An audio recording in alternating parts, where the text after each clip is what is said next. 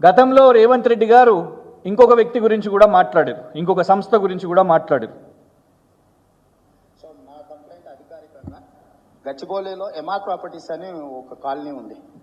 అక్కడ పెద్ద పెద్ద విల్లాలు వచ్చినాయి. According to my knowledge, subject to correction, there is no such permissions for that MR properties. చిన్న వాళ్ళనైతే కూలగొడుతుండ్రు, పెద్ద పెద్ద ప్యాలెస్లు కట్టుకున్న వాళ్ళ మీద మనం దృష్టి పెడుతున్నట్లేదు. ఎంఆర్ ప్రాపర్టీస్ స్పెసిఫిక్ కంప్లైంట్ నేను మీ దృష్టికి తీసుకొస్తున్నా, మీరు నోట్ చేసుకొని దాంట్లో అసలు పర్మిషన్ ఉందా లేదా, పర్మిషన్ లేకపోతే ఎప్పటిలోగా కూలగొడతారో నెక్స్ట్ టైం మీటింగ్ లోపల మీరు క్లారిటీ ఇవ్వండి. Thank you. అధికారులను ఎంఆర్ ప్రాపర్టీస్ కూల్చేయమని కోరినావు, స్పెసిఫిక్గా ఎంఆర్ ప్రాపర్టీస్ గురించే మాట్లాడినావు. మరి అట్లాంటిది ఇప్పుడు రూట్ ఎందుకు మార్చినావు? కూల్చే అని మొన్న అన్నోనివి ఇప్పుడు ఎంఆర్ ప్రాపర్టీస్తో చేయగలుగుతున్నావు.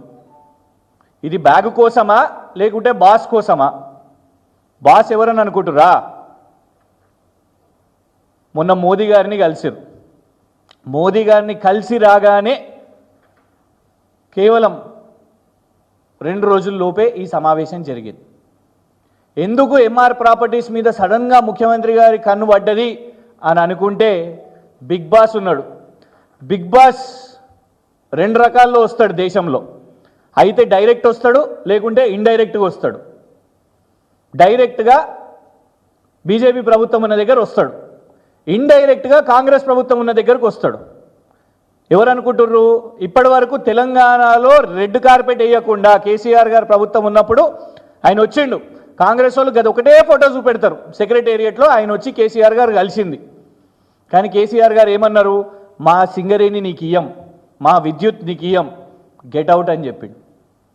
ఒక్క రాష్ట్ర ప్రభుత్వం కూడా, కేసీఆర్ గారు ఒక్క రాష్ట్ర ప్రభుత్వం ప్రాజెక్టు కూడా ఆయనకి ఇయ్యలేదు. ఆయన ఇప్పుడు మళ్ళా కాంగ్రెస్ ప్రభుత్వం రాగానే డైరెక్ట్గా వచ్చారు. డైరెక్ట్గా వస్తే బీఆర్ఎస్ ఊరుకుంటుందా? బీఆర్ఎస్ నిలదీసింది.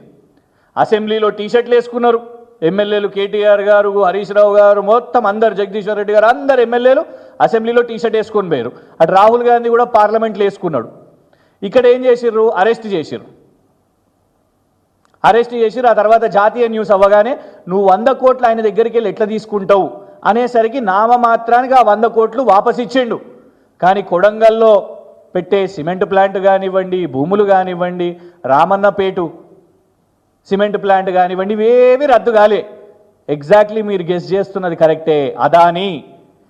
అదానీని ఇండైరెక్ట్గా తెలంగాణలో తీసుకురావడానికి, ఎందుకంటే కేవలం 1 నెల ముందే దుబాయ్లో ఇదే ఎంఆర్ సంస్థ, ఎంఆర్ సంస్థకు చెందిన ఇండియా మొత్తంలో ఉన్న ఆస్తులు అన్నిటినీ కూడా వాళ్ళ సంస్థను 5,000 కోట్లకు కొనుగోలు చేయాలనే చర్చలు నడిచినాయి అదానీ అండ్ ఎంఆర్ మధ్యలో.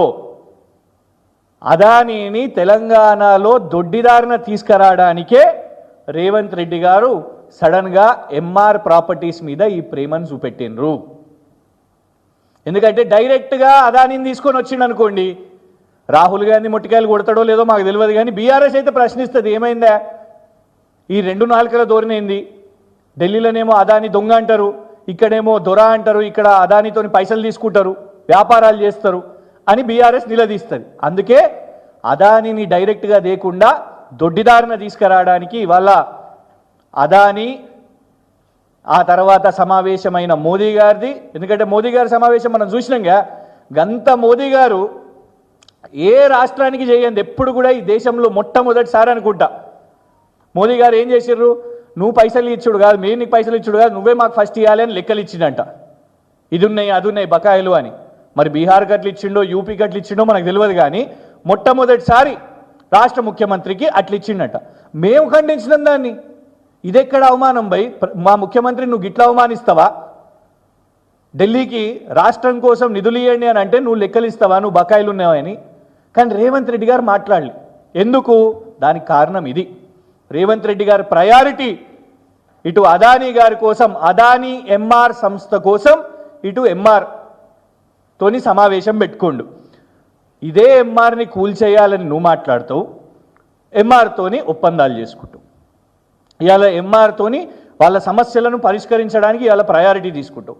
ఇదే కేపీసీ ప్రాజెక్టు ఆయన కాంట్రాక్టర్ కాదు, ఆయన వ్యాపారవేత్త కాదు అని ఆయన మీద బురద చల్లుతావు.